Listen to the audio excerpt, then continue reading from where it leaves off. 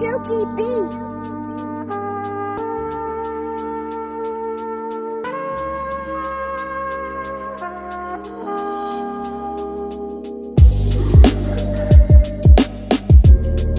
Welcome to Minority Report, and I'm your host, Lachelle Smith. Minority Report is a video blog on YouTube celebrating Black-owned businesses, and on this episode of Minority Report, I am bringing to you Chef Joseph's original Chicago-style kick sauce. This is a sauce. It's a hot sauce. It's a marinade. There's a rub. We got seasonings here. We got 4 seasonings. We got Southern style. We got original. We got hot, we've got mild. I mean, anything that your taste buds need as far as taking your food from original bland, kicking it up a notch. Chef Joseph's sauce is going to be able to do that for you. And I'm going to taste it. I got some chips here. And I'm going to let y'all know if it's the real deal or not, or if he just talking trash, because that's what we do on Minority Report. So thank you so much. Introduce yourself to my followers. My name is Darrell Anderson, and basically the CEO of Chef Joseph's original Chicago style kick sauce, and specializing in making some of the best hot sauce in the country. Now you saying it's the best. Now, by whose standards? Yours? Well, number one, by the customer. By the customer. Yeah, the customer standards, and then we're part of the Junior Finance program as well. Which they select some of the top sauces in the state, seasons, whatever, and we've been selected to go to the next level as far as being in connecting with the Junior Finance program. Okay, so out of Virginia, they letting the whole world know that Chef Joseph's is the hot sauce. So we're gonna scratch Lowry's and Red Hot and the Texas Pete's and all that, and you're gonna have to try some of this Chef Joseph's sauce. So tell me, how did you develop this and then get it from just from the pot to the bottle to the manufacturing to shelves to being nominated as one of the best? What's that story, or what's that journey like? The journey is very, very unique when you're looking at the fact of so many people that have a product or a recipe, but they don't know what to do with it. Right. And so at that point, it's the matter of basically believing in what you have. That's the first thing, is once you believe in what you have, then you have to take it to the next level. So and do your homework from there. Okay. So this is what happens when, grandmama's old potato salad recipe, or, auntie's deviled eggs, or somebody's, maple syrup recipe. Oh yeah. You say you don't have to sit that on the shelf, or you don't have to put it to the side. Like, there is a process and a method where you can actually develop it and bring it out of that, family reunion Sunday dinner dish into something that is marketable and can be sold in major distribution. Exactly. Okay. And one thing about it is that, especially as minority people ourselves, is that we've been blessed to have, been cooking for the last 2 to 3, 4 years. That's what we do. And, and so the thing is, and I used to meet so many people, they have recipes, they be like, they love it at the cookout year after year. I've been doing the same potato salad, I've been doing the same this, same that. Right, family come from all over for that one potato salad, or that one auntie's pound cake. Exactly. And so then again, with my life, my prayer life, and basically, I just put it out there, teaching people how to develop their own and taking it to change it to the next gear so they can develop and create generational legacy. That's what it's all about. Right, because it is a legacy, so why not profit from it? Exactly. It's, that recipe that's handed down from generation to generation to generation, but nobody had the foresight, or nobody had the knowledge or the know-how to try to profit off of it. Exactly. But we can still enjoy, great-great-grandmom's recipe of whatever, but that now it's also putting somebody through college, or it's been, somebody else to be able to put a down payment on a home. Right, exactly. So I visited your website. So along with just having, this seasoning, this rub and this sauce, what I really want to talk to you about is the mentorship and the training that you offer. Now, you brought this binder, and you told me that everything in this binder is what you need to go from the kitchen, when you stir it in the pot, to distribution. Yeah. And that looks like a lot. Yeah, it is a lot. It's intimidating. If I'm gonna keep my pound cake to myself, so I'm gonna need you to encourage me to say, no, you can be the next Patti Pie. Right, you can. You can, or you can be the next Paula Dean. Exactly. Tell me how to do it. Yeah, and that's the thing. And the hardest part of the whole process is really belief. Believing in what you have. Right. Because if you don't believe in what you have, then you might as well just be sitting on the back of the porch somewhere, you know. But everybody's telling me that it's good. I mean, clearly they eat it. They coming from miles to eat my stuff. So that should be enough to motivate me, right? It should be, but unfortunately, fear stops a lot of our people, a lot of people in general. What people may say, what people may think, but the bottom line is, if you believe in what you have, you just have to take it to the next level. And that's just basically what it is, believing in what you have. So you actually go around the country and you teach people how to do this. On your website is this manual, which is called The Entrepreneur's Guide to Getting Your Food Product from Kitchen to becoming market ready.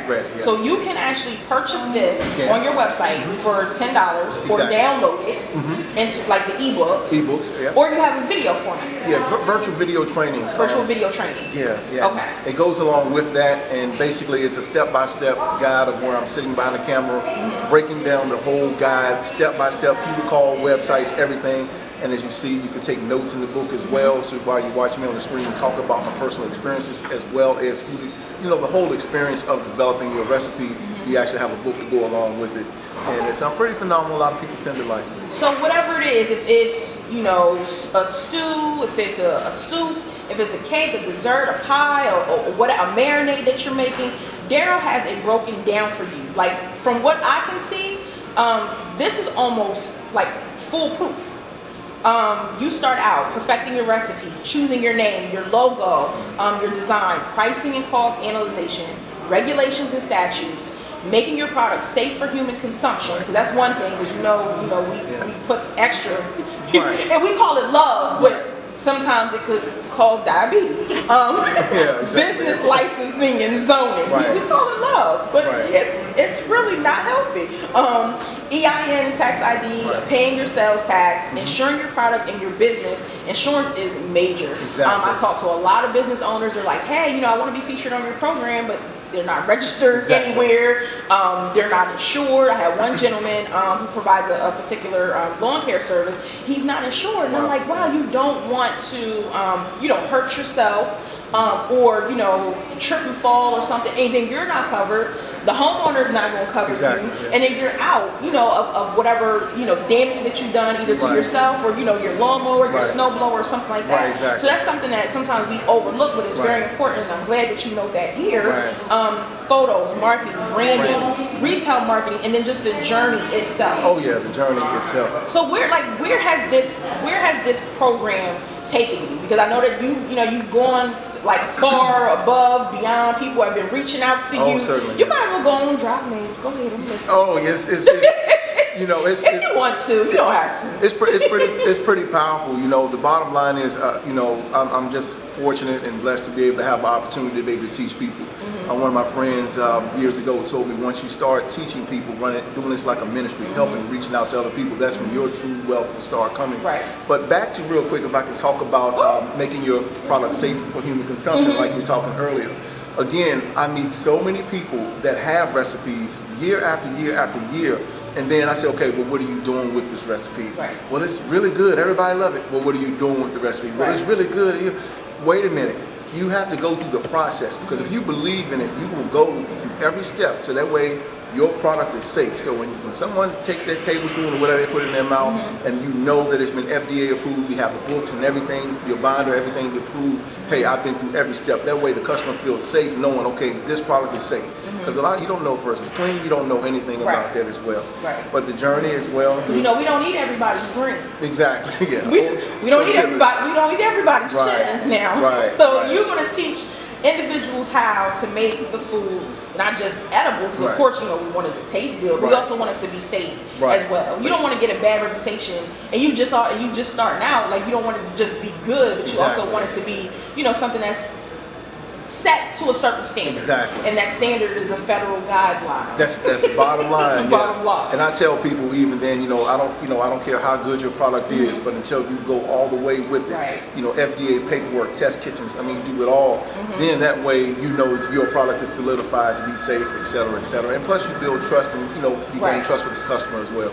That's amazing. So if somebody said, I have a youth program, and we're teaching them baking and what we used to call home economics, and things like that. Right. But we want to also teach them not just how to make a product, but how to make that product marketable. Right.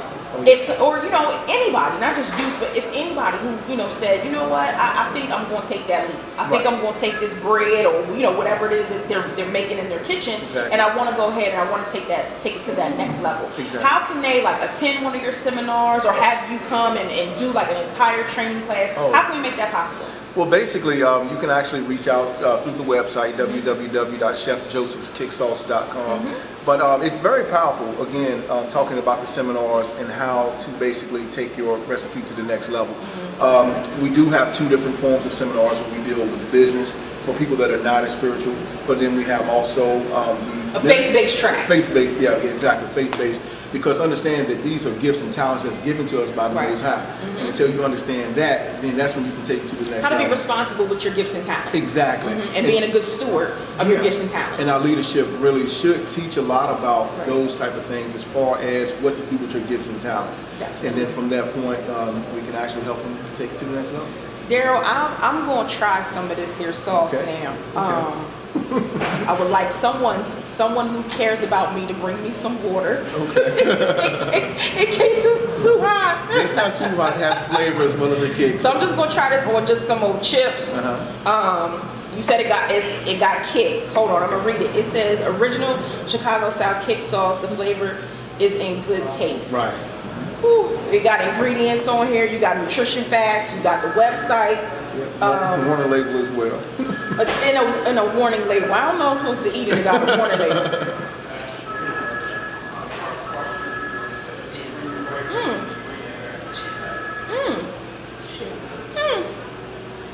Okay. Praise the Lord, saints.